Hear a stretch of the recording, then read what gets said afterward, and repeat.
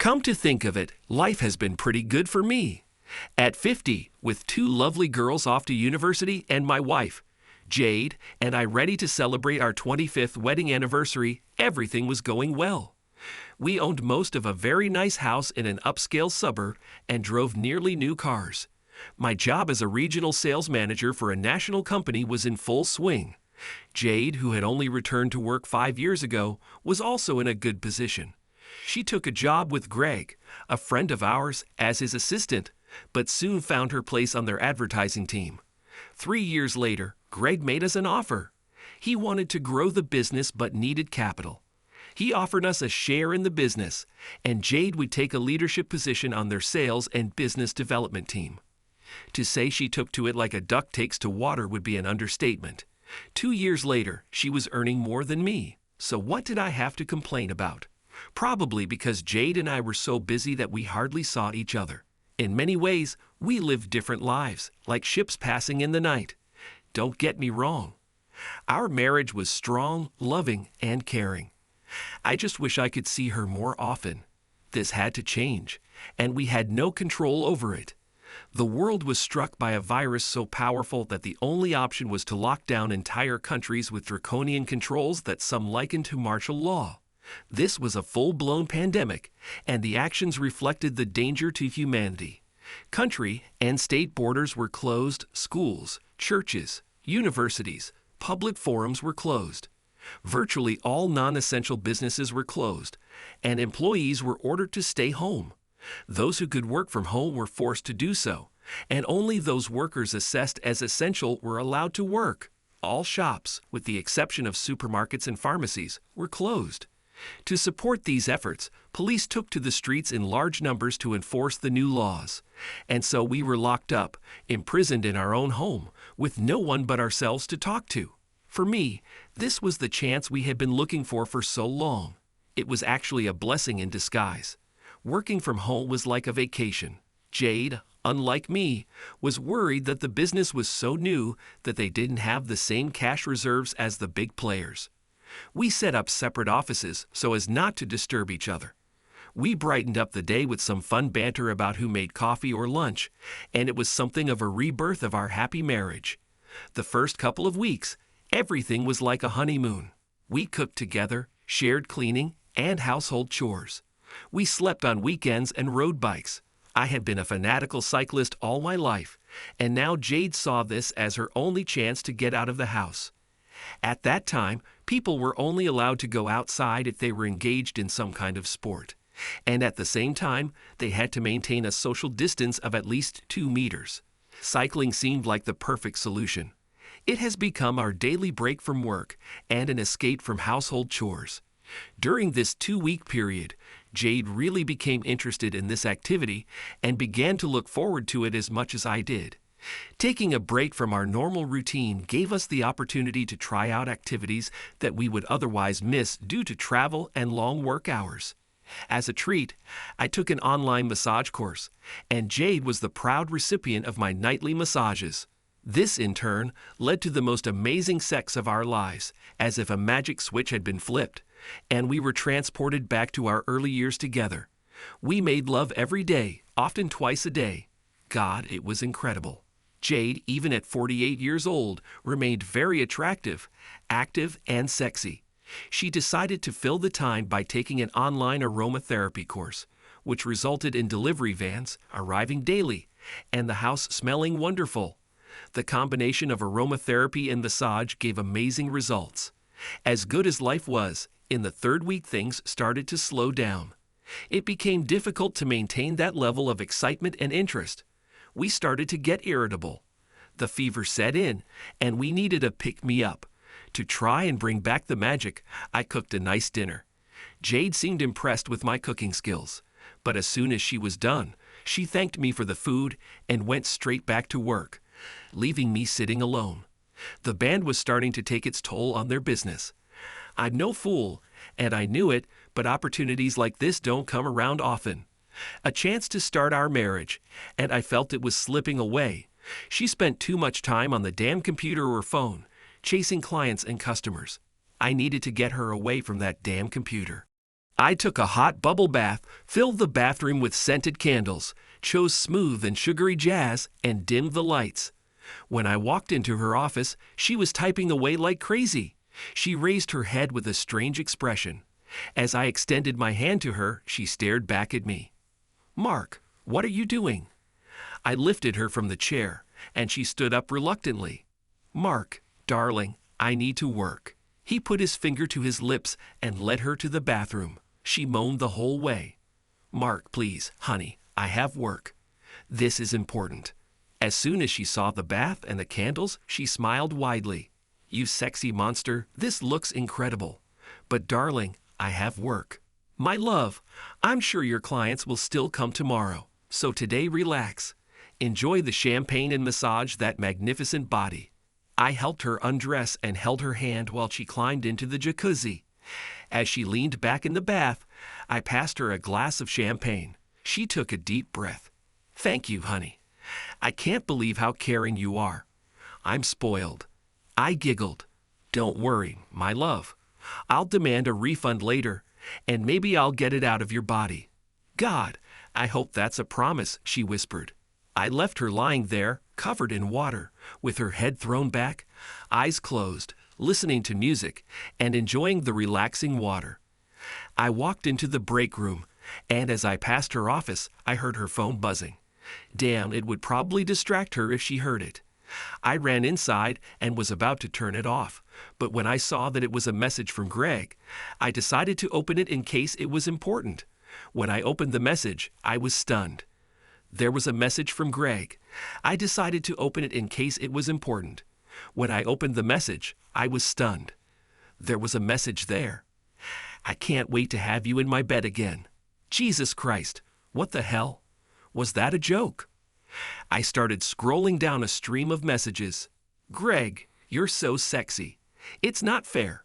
I'm so sorry we can't see each other more often." When I scrolled down the page, there were literally hundreds of posts, and even a few photos and videos. In one of them, Jade gave him pleasure. A few photos of his assets and a few photos of Jade without any clothes on.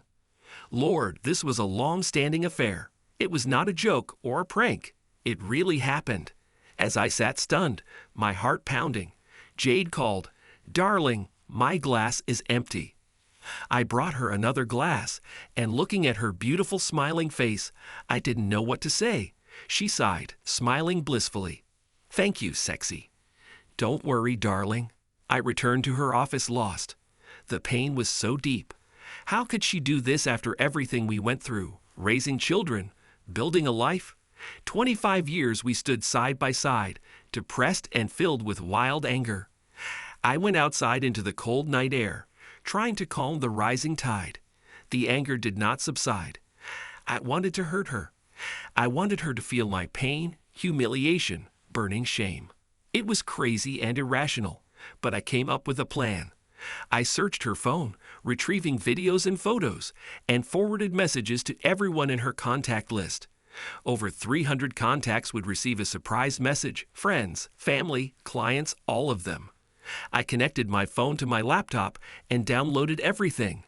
Curious as to what she was up to, I opened her computer. She also emailed him, so that's what was so important. I found a ton of other emails similar to these. I repeated my previous steps and forwarded them to her contact list again. I took out the flash drive and downloaded everything again. I needed all the evidence I could gather. Then I realized that my marriage was over. I wanted to just leave, but this Dan virus locked us together, and it was impossible to get out. We converted the room above the garage into a bedroom for our daughter before she left for uni to give her some privacy. I began to collect all my things and move them there. This will be my refuge until everything is over. I was already on my third attempt when Jade came out wrapped in a towel. When she saw that I was carrying an armful of things, she hissed questioningly, "What the hell are you doing?" "I'm moving into Chanel's room until this damn thing with the virus is over." "Mark, what's going on? You're scaring me. You're acting crazy." "Fuck off, Jade. From now on, our marriage is over. I will file for divorce as soon as I can." I pushed her roughly as she screamed. Mark, talk to me." What's going on? It will become obvious. Just leave me alone.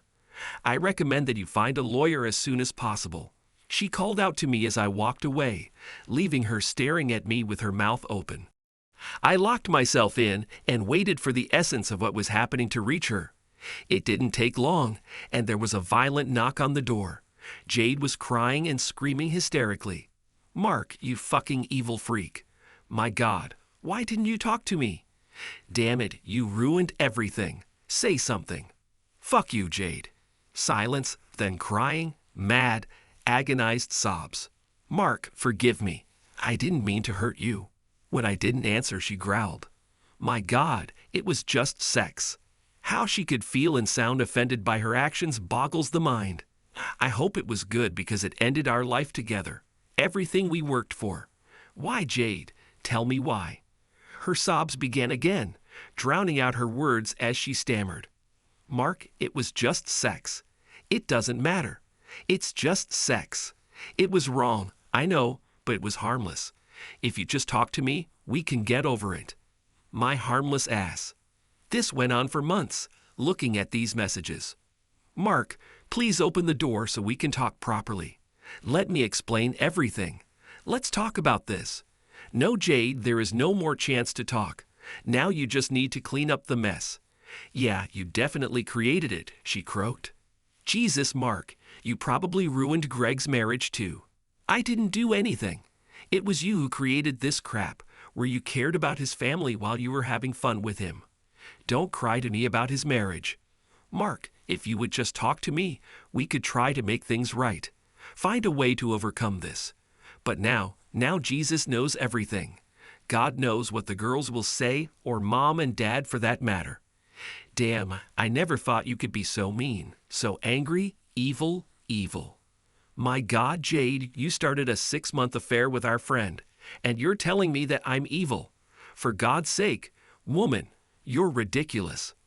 Mark, dear, no one needed to know. We could have fixed everything ourselves. It's not the end of the world. Damn it, this is the end for me. Mark, open the door, honey. Please, let me fix this. Leave me alone, Jade. I just want a good night's sleep and clear my head." It took half an hour of knocking on the door for her to realize I wasn't answering. Finally, she returned to the house, leaving me and my anger to simmer. I plugged in my laptop and sorted her messages into a file that I could send to the lawyer. In the morning, I filed for divorce. I didn't have to think about it. I didn't have to fight my conscience. Our marriage was over. While I was collecting all the evidence, my phone was constantly buzzing as I had set it to vibrate mode. I was not ready to meet anyone face to face. I guessed that these were our daughters or parents. I wanted a chance to calm down before talking to them. It was a long night. I tossed and turned, drifting in and out of sleep. I woke up around 9 and wandered into the house to shower and have breakfast. Jade was making coffee when I walked in the back door. She turned and quickly looked at me. "Good morning, Mark. Would you like some?" She looked terrible. Her eyes were bloodshot, red, and droopy. "No thanks, I'll do mine. When you're done, I'm gonna take a shower." "As you wish, so be it." I locked myself in the bathroom, showering and trying to strengthen myself for what was to come. When I walked into the kitchen, Jade handed me her phone. I didn't want to take him. But in the end, whoever it is, I will have to meet him today, one way or another. "Hey, Mark, it's Greg. I just want to say that I'm sorry about what happened. It's not Jade's fault. It should be my fault." I interrupted him mid-sentence. "Forget it, Greg. It's over. You and I will meet as soon as this story with the virus is over, and we will end it as men." I hung up without giving him a chance to say anything else. Jade stood and looked at me. "Mark, he was just trying to apologize. Ask for forgiveness." "Nonsense. He can stick his apologies where the sun doesn't shine. Next time I talk to him, he better be prepared." I walked past her and noticed that she had made me coffee. I poured it out and made a new one. She looked at me angrily. "I did it for you." "Yes, there was probably rat poison in it. Jade, I don't want to see you or talk to you." "I'm gonna call my lawyer as soon as I make coffee, and I suggest you do the same." She tried to take my hand and turn me back. Mark, please, honey, if we could just sit down and talk it through calmly, we could fix everything. We've been through so much, it's just a bump in the road. If you let me explain everything, I'm sure we can work it out. Okay, then Jay tell me why. She leaned back against the sink. I don't know, honey. It was probably the big number 50 that was rushing towards me. And lately I've been feeling unattractive. For a woman, this is completely different. All my life men have noticed me. I'm not blind, and I know that I'm attractive, but with age, the glances have stopped. I started to feel invisible. Young guys stopped noticing me, and I felt old. And Greg flirted with me, flattered me, made me feel desired. One day I told him how I felt, and he kissed me, and I let my guard down. But honestly, it was just sex. How shallow are you, Jade? All this because you felt your age. We all get old. You should have talked to me. You shouldn't have let me help. Let me make you better. Yeah, you feel better. Hell, Mark, you look better now than when we were younger. We go out somewhere, and I see beautiful young girls staring at you. You look better, and I look old next to you. My gosh, we were supposed to grow old together. That's what life is all about. I wanted to grow old with you, spend the rest of my life with you. Damn it, I love you. Sobbing, she mumbled through her sobs. We still can, Mark. I love you, I always have, and that hasn't changed. Shaking my head, I groaned. Call your lawyer, Jade. You'll need all the help you can get. After pouring coffee, I entered the room and plopped down on the small sofa. God, what a terrible mess. All I wanted was to escape, but I was locked up, imprisoned with this crazy bitch. While I was sipping my coffee, I received another call. It was Melissa, Greg's wife. Hi, Mark. She was clearly crying. Sorry, I don't know what to say, but thank you for reporting this. It's okay, Melissa. I needed it for my own peace of mind. What are you going to do? She sighed. I don't know, God. Everything is so confusing. I want to kill him, divorce him, cut off his damn dignity, but it's not so easy for us. Our children are so small. Everything we have is connected to business. We are mortgaged up to our eyebrows. If I leave now, I will return home to my parents, and this will be hell. You have to do what you think is right. What about you? What will you do? She asked. I'll call my lawyer as soon as I hang up and file for divorce. Damn. I'm so sorry, Mark. Is there really no way to make this all work out? No. As far as I understand, it's all over. We talked for a while longer before hanging up. Arthur, my attorney, was shocked when I told him this story. He was involved in every major decision in our lives, especially refinancing and investing in Greg's business. He asked me what I wanted to do, and I told him that I wanted to file for divorce. I offered to send him proof, but he laughed. It doesn't matter. Maybe she's wrong, and adultery is grounds for divorce. But that won't help you. You can't get away from the marital act. She will get half of everything, even if she is wrong. Accepting his news, I mumbled, just send me the papers and I'll fill them out. But I'm definitely filing for adultery. I want everyone to know. Buddy, the only advice I can give is not to stress. You're angry now. I'll send the papers, but please think a little. The decisions you make now, you'll have to carry out for the rest of your life. Later, the papers arrived, and I was filling them out. When the phone rang, I checked the name. It was my eldest daughter, Katie. Dad, what the hell is going on? I just talked to my mom, and she's hysterical. I can't understand a word she said. Is it all true? Letters and messages, are they true or some kind of stupid prank? She didn't believe it at all. It was her mother, her beautiful, caring, loving mother with whom she was so close. I heard the disbelief in her voice. Taking a deep breath, I grew needy. Yes, it's true. I only found out about it yesterday at the same time as everyone else. Damn it, who sent this out? This came from my mom's email. Feeling a little guilty, I mumbled. It doesn't matter who sent it. All that matters is what we found out. And what are you going to do? Of course, I'm filing for divorce. What do you think I'm going to do? A sharp breath preceded her frantic scream. Dad, no please, no, no, no. Then there was silence, after which she added, divorce? Damn it, is too much, isn't it? Of course you can try to get over it or something. We're talking about Mom, Dad. It's just a mistake. It's meant to be. You've been together forever, and she loves you. You know it. I used to know this. I would have bet my life on it.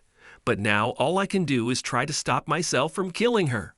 That's not what you meant, Dad. It's just anger. Calm down and take a breath.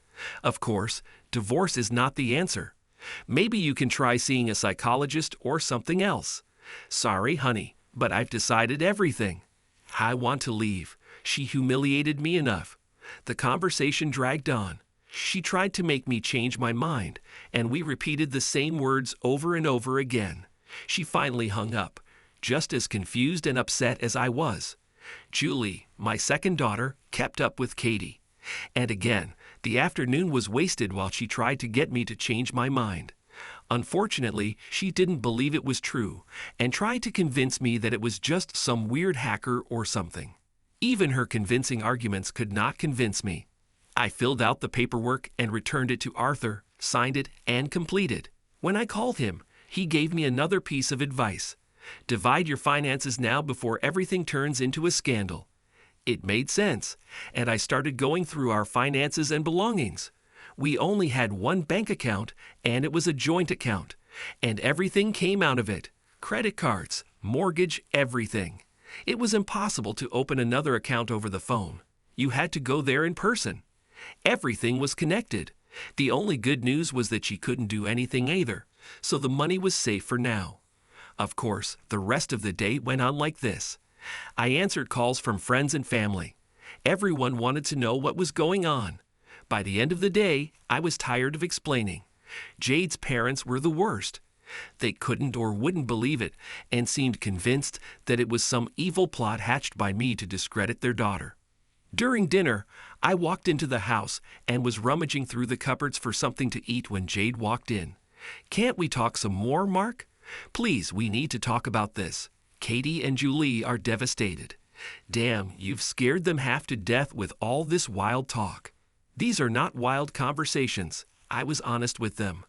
I told you, Jade, I've already talked to Arthur and submitted the documents. We are currently in the process of divorce. Jesus Christ. Mark, that's just funny, honey. It was just sex. I had no affair or plans to run away with him. It was stupid and selfish. But it doesn't have to be the end of the world. My God, you're feeling crazy. No, I was crazy when I didn't see this happening right under my nose. Damn, I must be a damn idiot. You both must have laughed heartily. God, all those family get-togethers? You must have had a good laugh with him. No, honey, it wasn't like that. We never laughed or even talked about it. Bullshit, you had sex for 6 months. Don't tell me you never laughed at how to sneak out or get out. 6 damn months. Jade, 6 months. Her face dropped. We never laughed at you or Melissa. Say what you want, but I feel like a fool. All this time I loved you, brought you flowers for your birthday, and he gave you a quickie. God, how many times did we make love after you were with him? Never, she screamed. I would never do that to you. I love you. Sorry. I didn't think about it. I didn't want to hurt you. It just all started with innocent flirting and fun. Please, Mark, can we just sit down and talk? No, damn it. Everything is over. You'll receive the papers in a week or so. Just sign them and send them back. Hell, I'll do it. There won't be any divorce. You're being stupid. We can fix everything. I didn't answer, and she burst into tears. Mark, you've already ruined me, my career, and Greg's business. How much more revenge do you want? It's not about revenge. It's about ending it and moving on. I took the chips and left her there, looking after me. The next day, I was woken up by Jade knocking on the door. I opened it to see what she wanted, but she insistently rushed inside. Mark, Greg, Melissa, and I spoke last night, and we have a plan to try to save the business. We're going to say that a disgruntled employee we fired hacked into my email account and set up this whole thing in retaliation for being fired. Say what you want. I don't care. Mark, we need your help. If we want to make people believe this, we need your help. Could you support us?" I laughed. The hell with it. If anyone asks, I will tell the truth. People should know what kind of deceitful manipulators they are dealing with. My rage shocked her.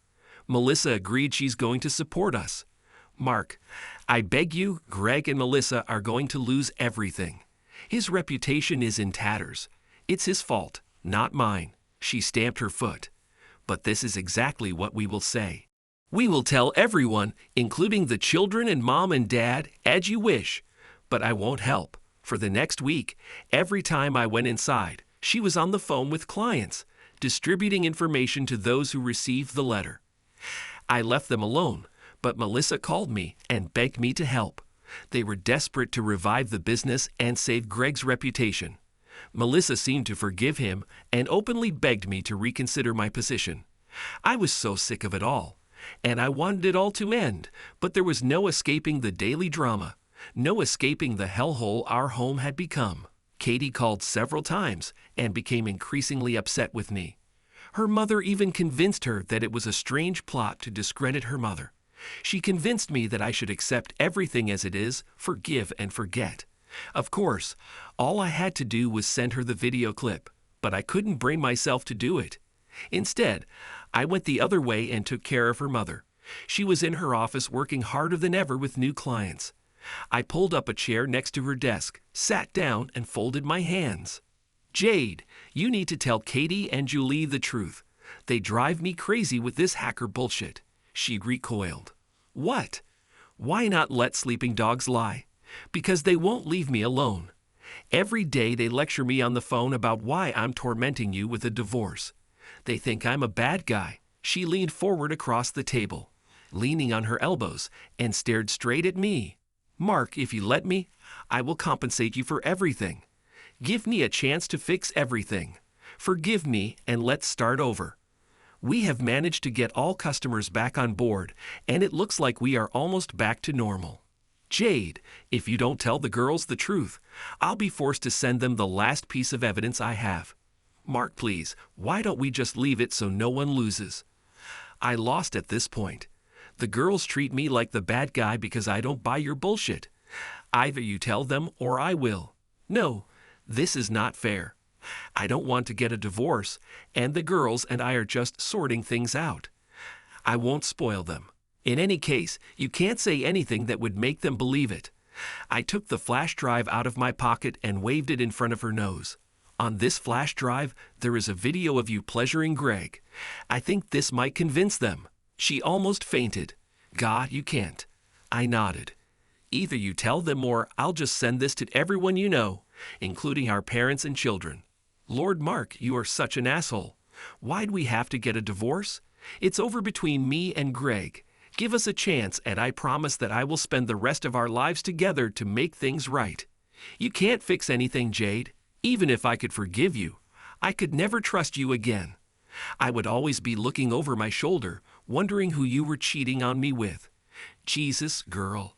I mean, Greg might not be the only one." She growled furiously. Get out now."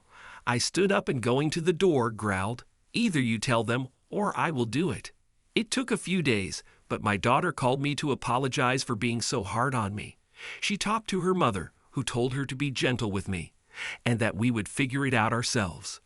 Obviously, she didn't tell her the truth, but at least Katie was a little more understanding now. When I called and spoke with the realtor about selling the house, Jade exploded.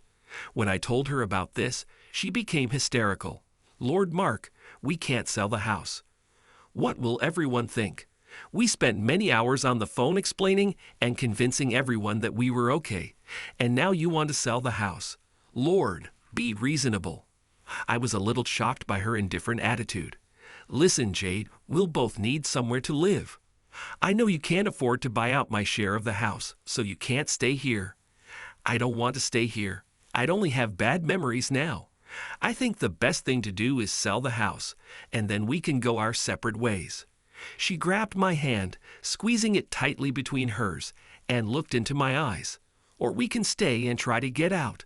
Mark, I love you as much now as I did when we got married. I don't want a divorce. Can't we work things out? For someone who says he loves me, you have a strange way of showing it. Affairs don't show love. Squeezing my hand tighter with tears rolling down her cheeks, she wheezed. I made a mistake. It was stupid. It was selfish. But that doesn't mean I don't love you. We've made a lot of mistakes over the years, both of us, Mark. We can get over it. Jade, you just don't understand. You lied to me for months, and would continue to lie. You say it's over between you and him, but if I hadn't found those messages, things would still be going on, wouldn't they? She gently stroked my hand. Mark, please, just tell me, would this still be going on? When this all blows over, you will be together again. She sighed, staring at the floor, and the silence became longer and longer until I broke into a growl. Well, that would be exactly like that, wouldn't it? She whispered hoarsely. I don't know. I guess so. But everything has changed. We have become much closer since the lockdown. You have been so loving and caring. Everything has changed, she begged. It's over now.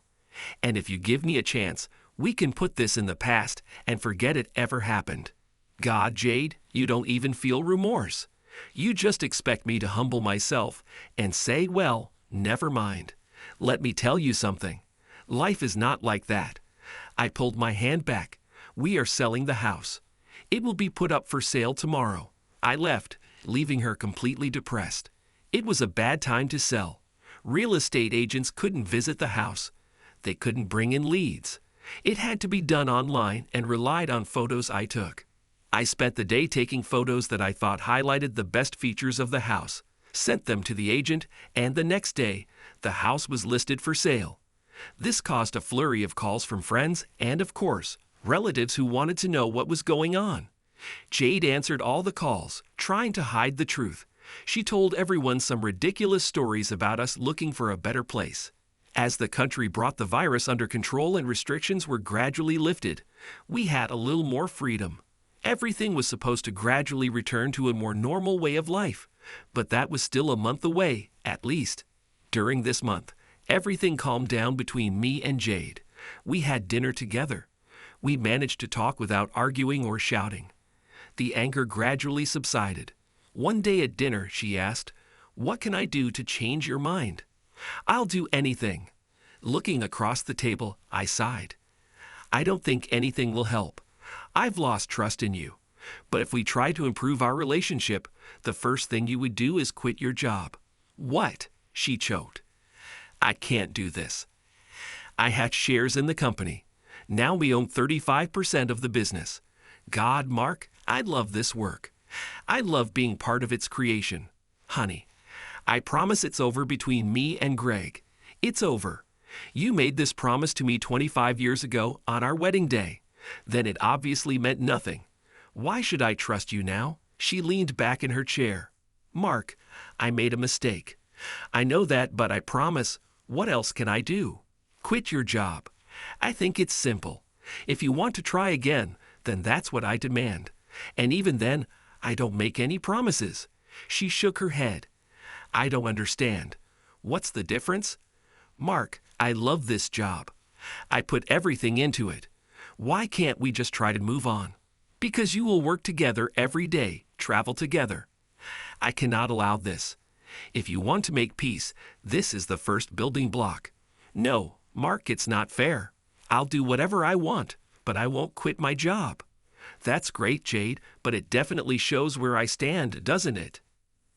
This little exchange led to a long discussion and argument between my daughters, who tried to play the role of mediators, but they were on my side. They both tried to convince her to take my side, but she was adamant.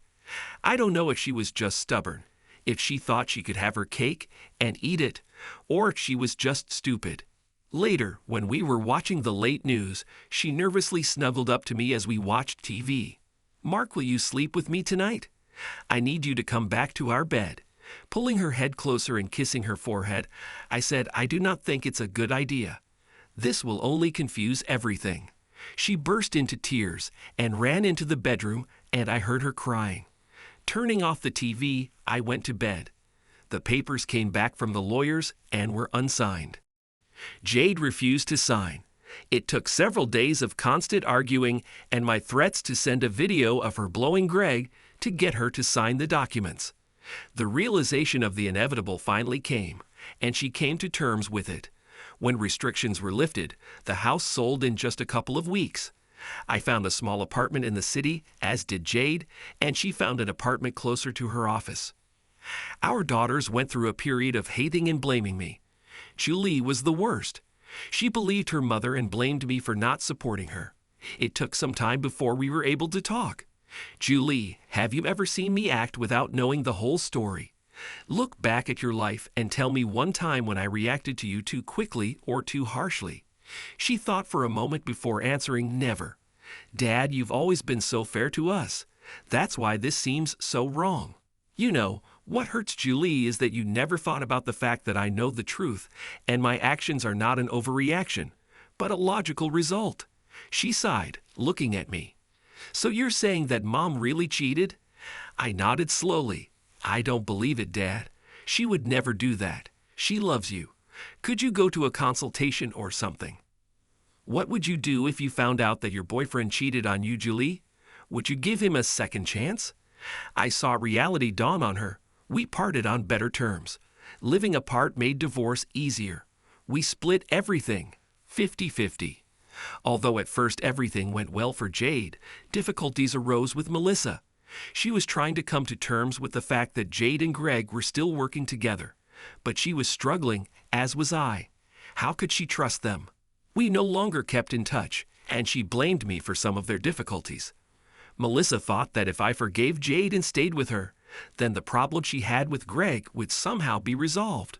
Greg was Jade's closest friend, but due to Melissa's constant nagging, a chasm formed between them and he was forced to retreat, which caused Jade pain.